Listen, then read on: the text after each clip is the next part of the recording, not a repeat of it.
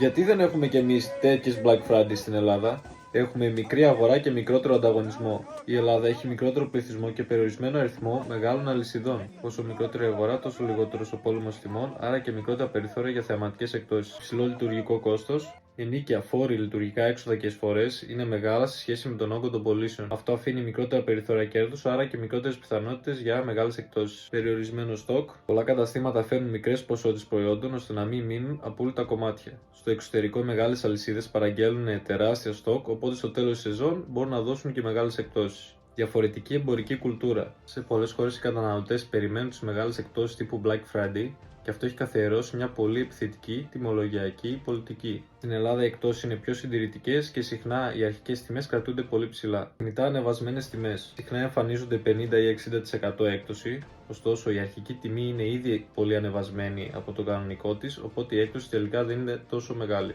Ωστόσο, έχουμε την αργοπορημένη e-commerce κουλτούρα. Οι πωλήσεις που πιέζουν τις τιμές προς τα κάτω αναπτύχθηκαν στην Ελλάδα πολύ πιο αργά. Εκεί όπου το e-commerce είναι πιο ισχυρό, οι τιμές πέφτουν πιο εύκολα λόγω σύγκρισης και ανταγωνισμού.